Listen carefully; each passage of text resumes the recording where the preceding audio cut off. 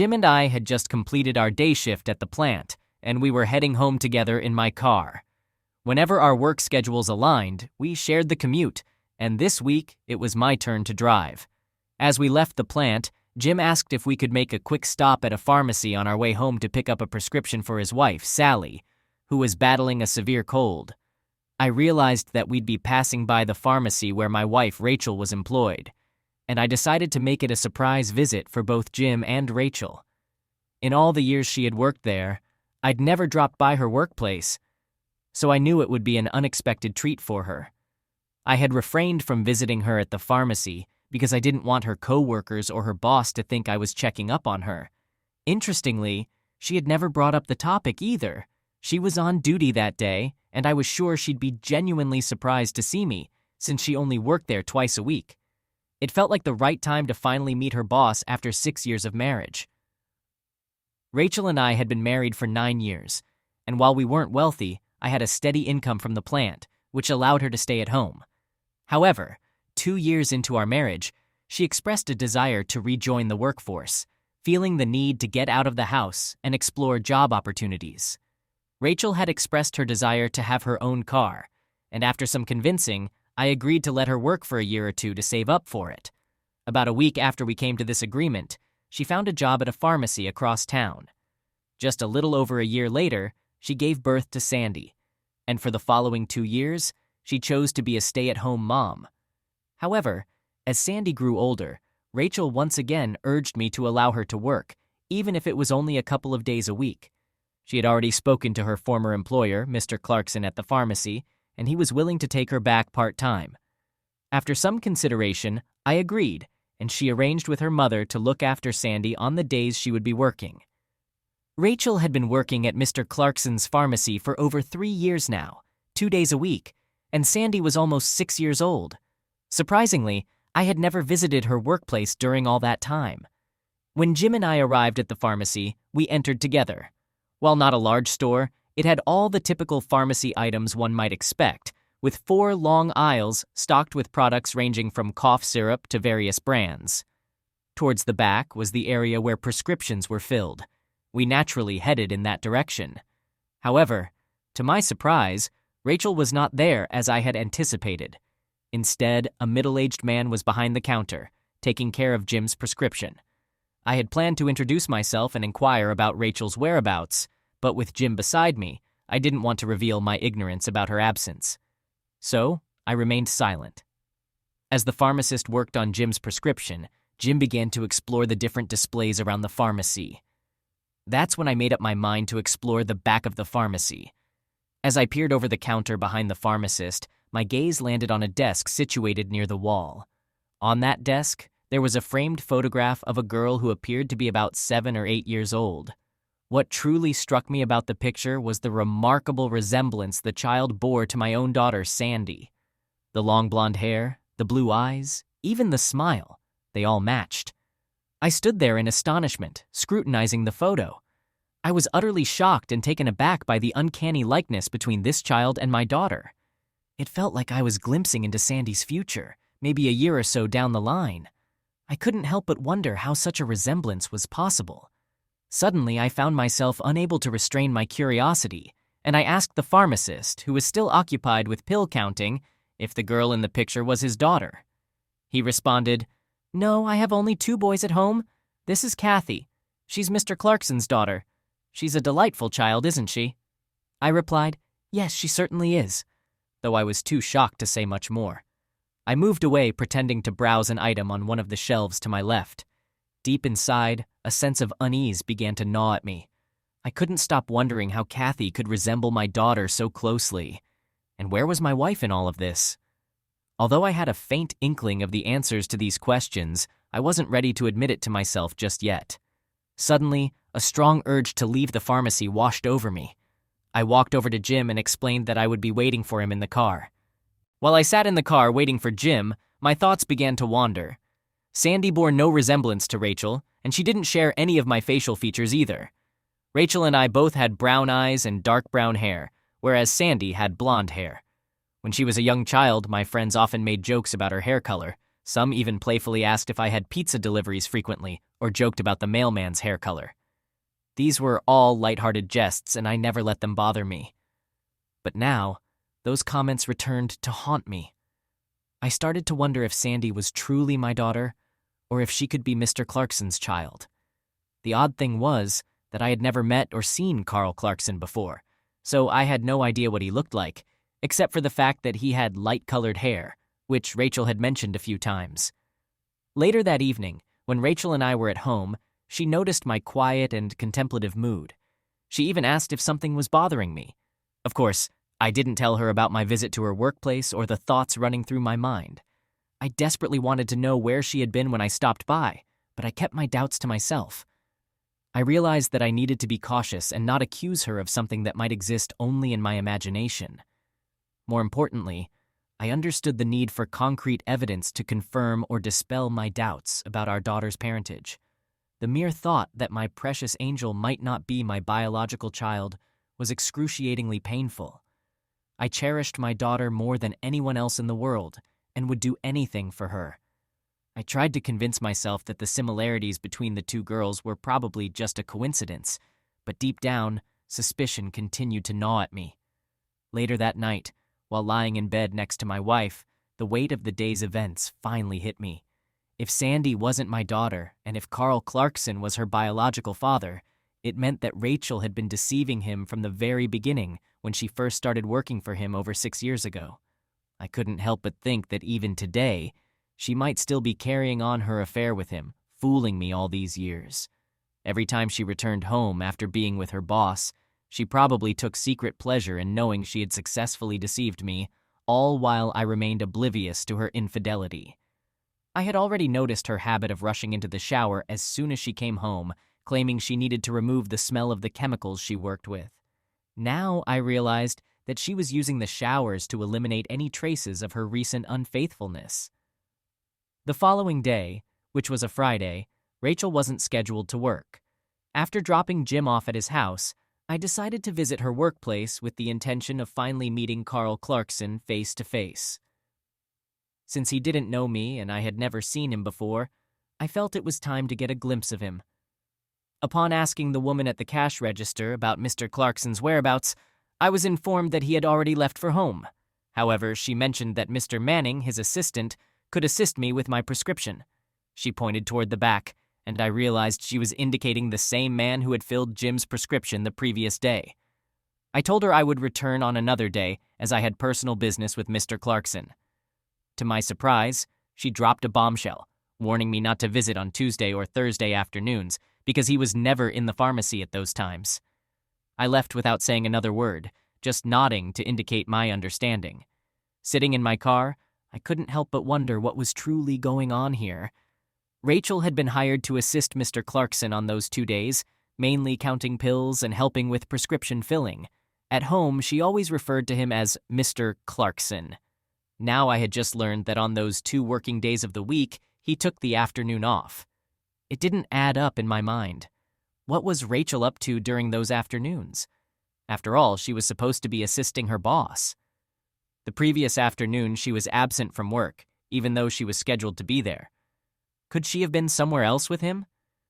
I had initially been against her returning to work after Sandy was born, but she insisted on it until I finally gave in. Now, I had a bitter feeling about her job, and that picture of the child on her boss's desk kept haunting my thoughts. Doubts about my wife's fidelity were growing in my mind.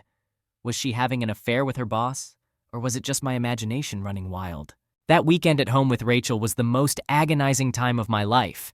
Whenever I looked at her, I couldn't help but imagine her being intimate with her boss. I couldn't even picture his face since I had never met him in person. Deep down, I suspected that there was a good chance Sandy might be his daughter. Was he still involved with my wife behind my back? Could she even be carrying his second child? It felt like all these years she had been with him more often than with me. Every time I looked at her, my anger surged. I knew that from that point on, I would be constantly frustrated until I found concrete evidence. One Saturday morning, while she slept beside me, I quietly observed her.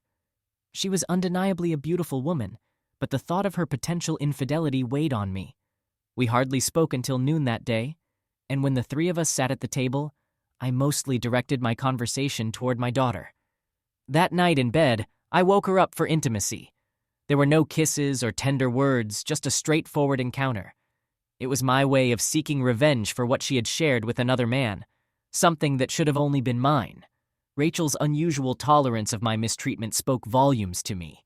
It hinted that she had secrets to hide and was attempting to appease me with physical intimacy to divert my suspicions. Without concrete evidence of her infidelity, I couldn't comprehend why I was acting this way, but I felt an overwhelming urge to hurt her. Her lack of resistance to my behavior likely stemmed from fear.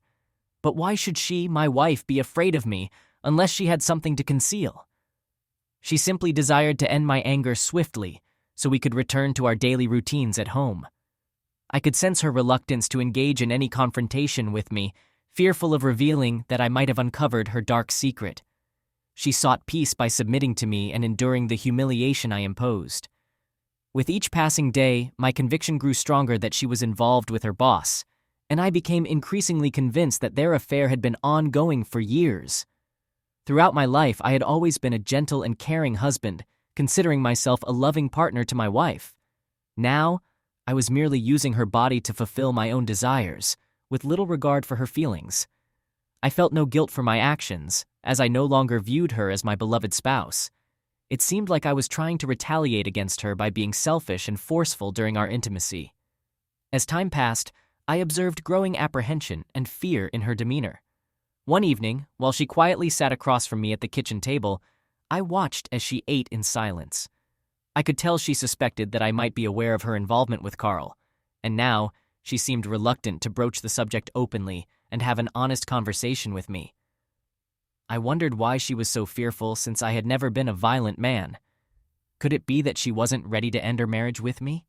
Perhaps she wished to maintain the security of our marriage while indulging in the excitement, or maybe even love, of her affair with her boss. I resolved to gather evidence of her infidelity and decided to take a day off the following Tuesday to follow her to her workplace. I had a strong suspicion that she and her lover didn't engage in their affair at the pharmacy, so they must have rendezvoused elsewhere to deceive me.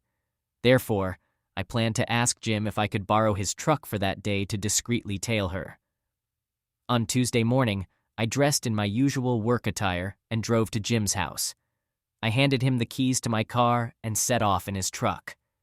Upon returning home, I parked the truck a few houses away from our residence, ensuring a clear view of my home. Approximately half an hour later, I observed Rachel getting into her car with Sandy. I quietly trailed her to our daughter's school, where Sandy disembarked. Rachel then headed straight to the pharmacy. I parked Jim's truck on the opposite side of the street and patiently waited while listening to the radio. I wasn't entirely sure what I expected to unfold, but I had a gut feeling that something would. From my vantage point, I had a view of her red Toyota and most of the parking spaces adjacent to the pharmacy. I was determined to remain there all day, if necessary. About half an hour after she entered the pharmacy, I witnessed a black SUV entering the parking lot. The driver parked in the space next to my wife's Toyota. A tall, well-dressed man, around 35 years old, emerged from the vehicle and entered the pharmacy using a key to a private door located near the parking lot. The moment I saw him step out of his car, I realized that he was the father of the little girl in the framed picture. It struck me suddenly.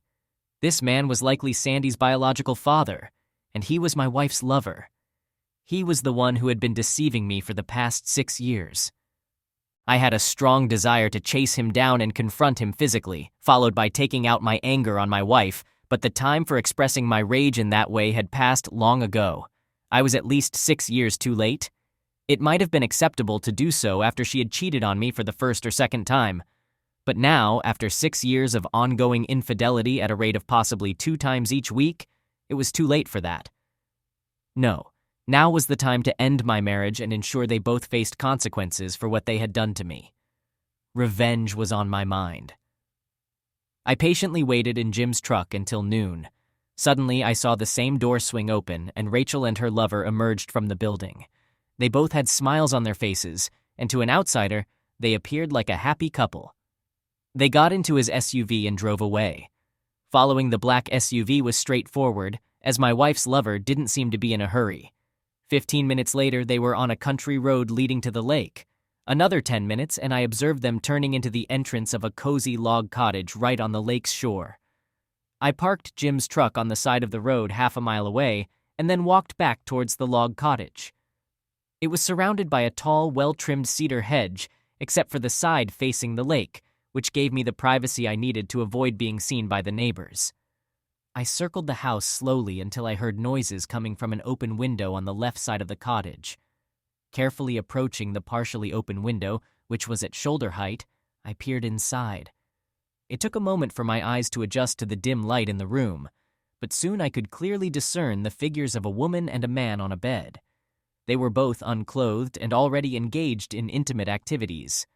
As I scrutinized his face, I began to notice a striking resemblance to Sandy, my daughter. He had the same delicate nose as her, and, of course, the same hair and eye color. There were no longer any uncertainties in my mind at this point. Carl Clarkson was Sandy's biological father, having conceived her with my supposedly faithful wife. Throughout all those years, she had led me to believe that I was Sandy's dad, effectively making a fool out of me. I couldn't help but imagine my wife and her lover sharing secret laughter at my expense. To them, I must have been the biggest fool imaginable, unknowingly raising another man's child. I couldn't deny that it was possible they were even planning to have another child together right now. However, my love for my daughter remained unwavering. In my heart and mind, she was still my daughter, and no one would ever take her away from me. Witnessing my wife engaged in an intimate act with another man was a monumental shock. It's an experience I wouldn't wish upon any husband.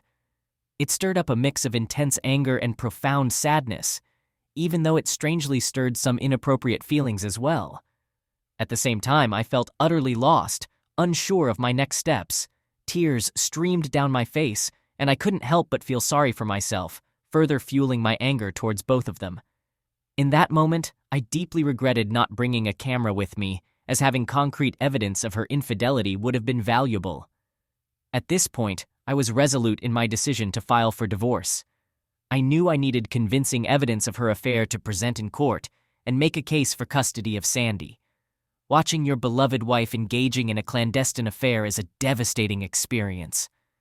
I couldn't bear to continue observing them or hearing their words, so I quietly retreated to the truck. Update. Rachel returned home at her usual time after work that day. She immediately went upstairs to take a shower while I carried on preparing dinner for the family, as was my routine on her workdays. Conversation between us was limited, but our attention was focused on Sandy, who eagerly shared details about her day at school. The next morning, a Wednesday, Rachel had the day off. She was in her robe, having breakfast with Sandy and me at the table. Occasionally, I noticed her stealing glances at me when she thought I wasn't paying attention, wearing a peculiar expression that seemed to suggest she suspected I knew about her affair with her boss. There was even a hint of fear in her gaze. That evening, while Rachel was busy in the kitchen putting away dishes, I recounted a fictitious story about a coworker at the plant. This coworker had discovered his wife's affair the previous week and reacted by physically assaulting her. I mentioned that his friends from work were considering taking action against her lover. After listening quietly, Rachel looked at me with widened eyes and asked if I believed it was the right course of action. I explained to her that a woman had no business cheating on her husband, and it was only fair that both the wife and her lover faced consequences for the disrespect they showed toward the sanctity of the husband's marriage. Tuesday came around again, and once more, I took the afternoon off, borrowing Jim's truck. After having lunch in the truck around noon, I drove to the lakeside cottage where, as expected, Carl's black SUV was parked in the driveway. This time, I had my video camera with me, fully prepared to capture evidence of their infidelity. I needed that proof not only to bolster my case for custody of Sandy, but also to confront Carl's wife. Yes, my intention was to hurt him as much as I could. He would face consequences for the illicit thrill he derived from his affair with my wife. For a while, I seriously contemplated getting a DNA test done on Sandy and me to use it as evidence of her infidelity. However, I soon realized that even if I proved I wasn't Sandy's biological father, it could give my wife ammunition in court to take Sandy away from me. Instead, I chose to feign ignorance of this fact and hoped that the video of their affair would suffice. They were once again engaged in intimate activities on the bed, just as I had witnessed before. However, this time, I captured everything on video.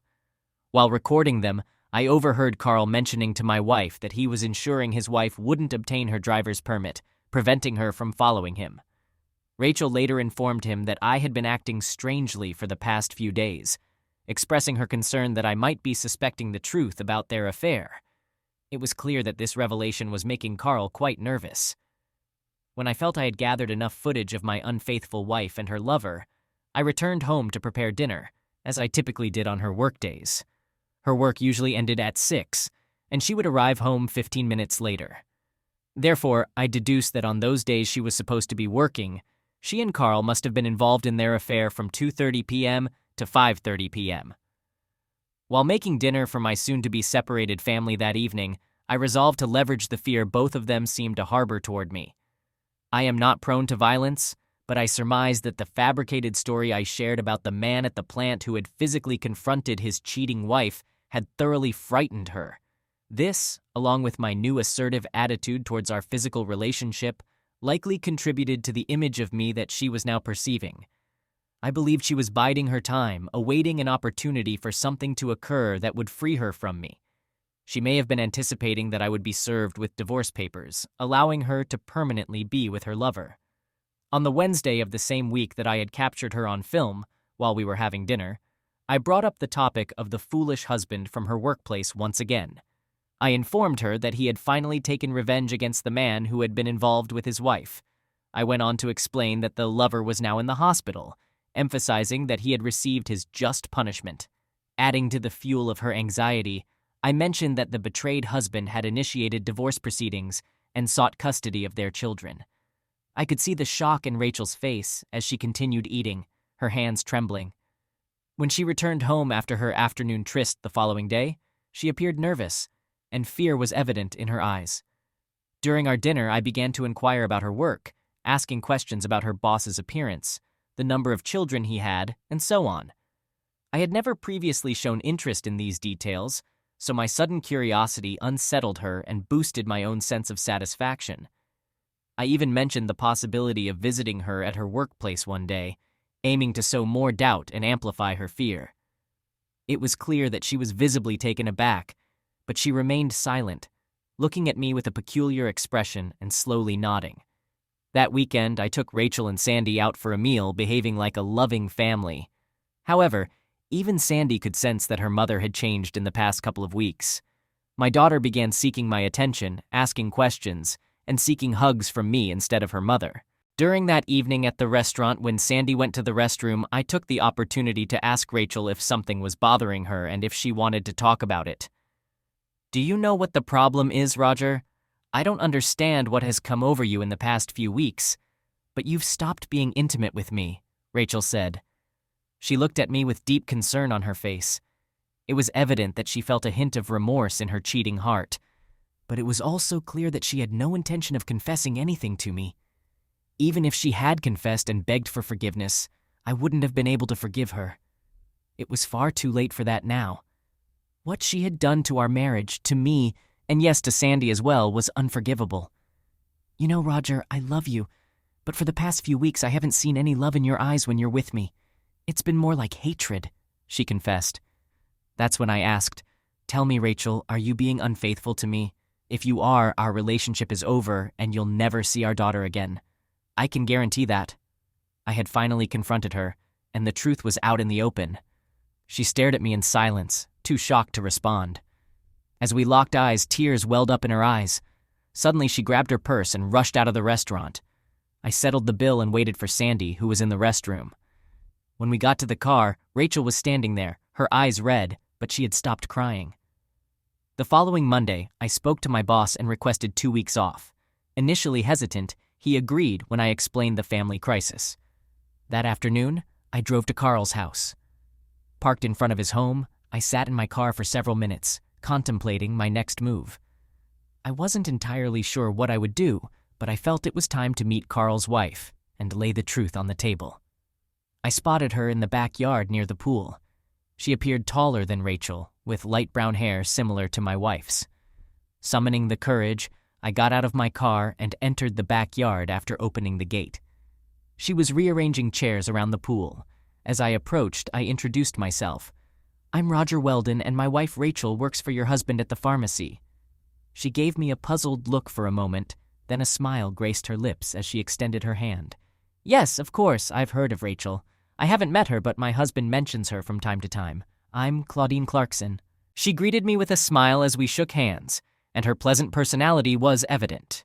However, I quickly realized that she remained completely unaware of her husband's affair with my wife. While I understood that the news I was about to deliver would be utterly devastating, there was no way to avoid it. She needed to know the truth. Therefore, I felt it best to be direct from the outset, as I hadn't come for a casual visit. "Mrs. Clarkson, what I'm about to share with you will undoubtedly bring you immense pain, but it's something you must hear. I regret to inform you that your husband and my wife have been engaged in an affair, and this has been going on for many years." She remained silent, her mouth slightly ajar, intensely scrutinizing me for several long seconds. Then, I observed tears welling up in the corners of her eyes.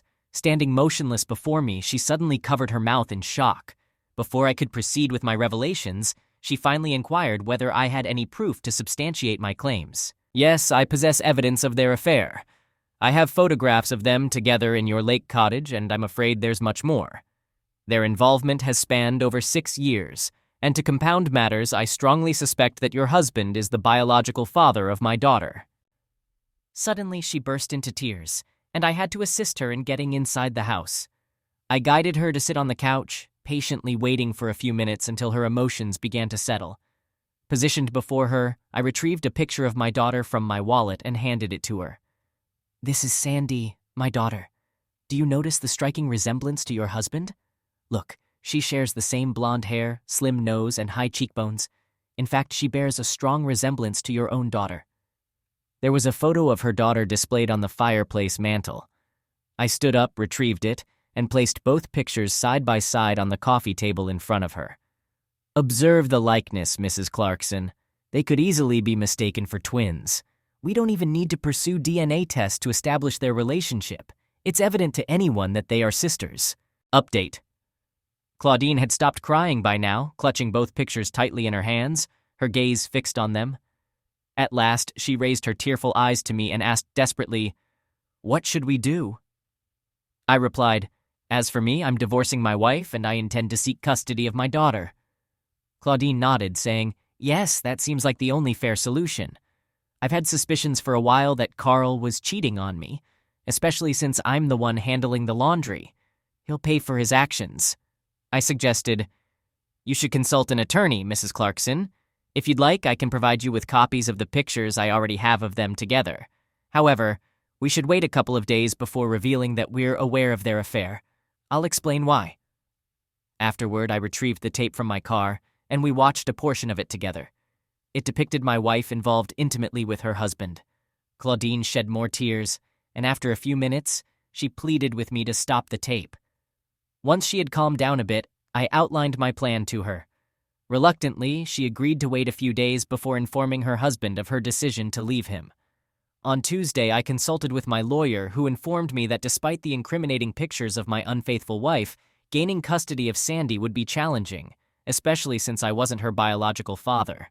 He clarified that my wife could simply request a DNA test for Sandy, proving that I wasn't her biological parent. Additionally, he mentioned that if she raised this argument in court, I could counter-sue Carl for years of child support, but would still likely lose custody of Sandy in the process. I absolutely didn't want this situation to unfold, so I instructed him to halt everything for now. I needed to find a way to push her into leaving our home and abandoning Sandy in my care. This is when I began devising a plan to achieve just that. If I could convince her to go away with her lover, even if only for a brief period, she would jeopardize her chances of gaining custody of our daughter in case of a separation. After all, there hadn't been any DNA tests conducted yet to confirm that I wasn't Sandy's father, and a mother who left for a fling with another man wouldn't look favorable in the eyes of a judge. Upon Rachel's return from work, I noticed clear evidence of her infidelity. Her lips were smeared and glistening. As she realized that I now knew her secret, She burst into tears and implored my forgiveness. She attempted to communicate with me, repeatedly expressing her remorse. However, I remained silent, just staring at her. When it became apparent that I had no intention of talking to her, she eventually confessed that she intended to end her affair with Carl and quit her job. She even claimed her love for me alone and offered to make amends if I could forgive her. It was evident she was being dishonest. Having overheard her words about me while at the cottage with her lover, I knew she had no intention of leaving him. No, she was merely stalling for time. It was clear that she had decided to leave me for Carl, and the only thing holding her back from an immediate departure was Sandy and her fear of my reaction. To compel her to run away with her boss, I needed to stoke that fear. She had to feel threatened, both for her own safety and that of her lover. Consequently, I calmly informed her that I would never forgive her for betraying me and that my retaliation against her and Carl would be excruciating. Of course, I didn't mention that I wasn't Sandy's biological father. Later that afternoon, I drove to Claudine's house. Following my suggestion, she had hired the same lawyer I had. She informed me that he had already prepared much of the paperwork for both divorces. Claudine also mentioned that her husband had been acting strangely in the past 24 hours. She spotted him loading boxes into his SUV when he thought she was in the yard. She suspected that he was secretly planning to leave her. I made her realize that this could be the best outcome for her, as she would automatically gain custody of her daughter if he did indeed leave. Abandoning his family would mean losing everything and portraying himself poorly in front of a judge if it came to that. Naturally, Rachel didn't go to work that Tuesday. She informed me that she had quit her job and had no intention of ever speaking to Carl again. I had little faith in her promise, as I knew she was being untruthful, and I had no intention of remaining married to her much longer.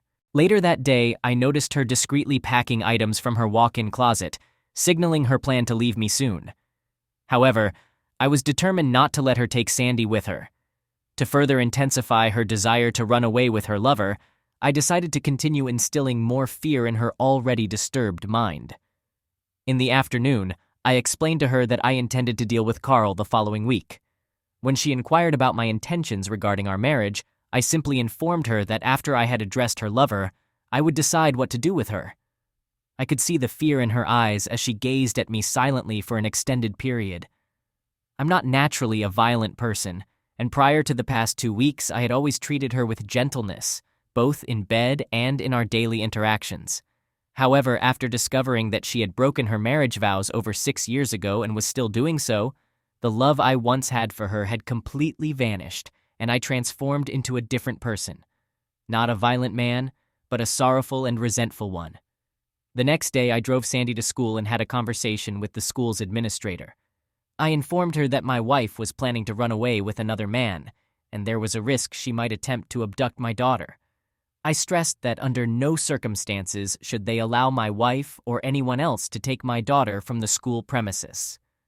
I explained that I would personally drop her off at school every day and pick her up from inside the school in the afternoon. When I returned home after dropping Sandy off at school, I sensed that my wife was on the verge of leaving me. Later that afternoon, I visited Claudine's house. I was aware that while I was away, my wife would likely use the phone to communicate with Carl.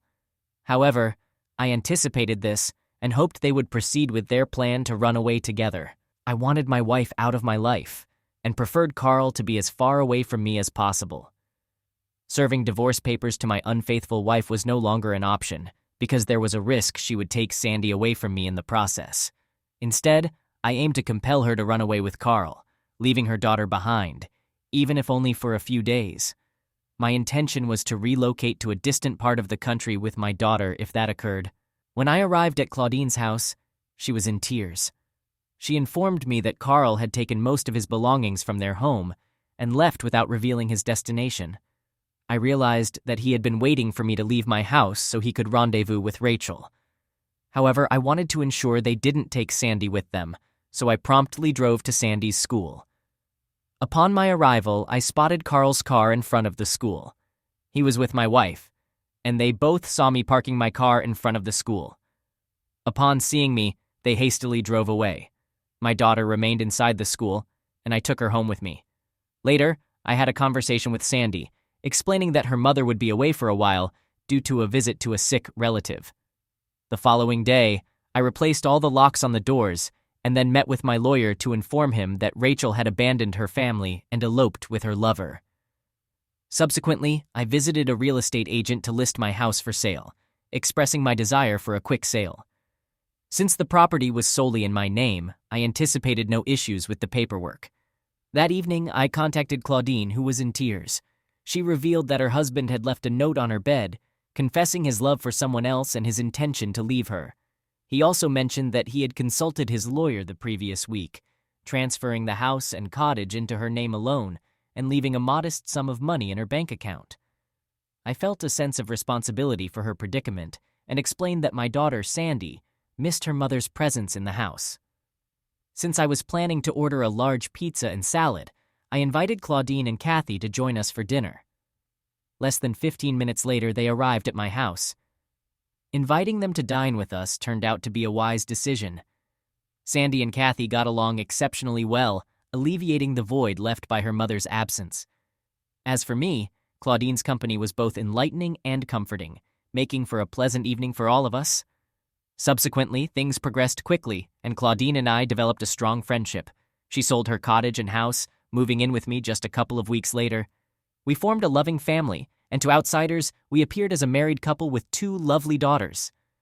Recognizing the need to prevent our estranged spouses from locating us, I proposed relocating once my house found a buyer. Within a month of Rachel leaving me, we were living in Texas with Claudine and the 2 girls. Over the years, I constructed a comfortable home in a mid-sized town and discovered success as a house contractor, even employing 5 men. It has now been 5 years since Claudine and I moved to Texas. Last year, we welcomed a baby boy into our family, and everyone here believes we are a happily married couple with Sandy and Kathy as our 2 daughters. Regarding Rachel and Carl, we've never received any communication from them during these years, and we both hope we never will. Perhaps by now, they've realized that cheaters ultimately face consequences. After all, they lost all contact with their respective daughters due to their affair. Life is truly wonderful for us now.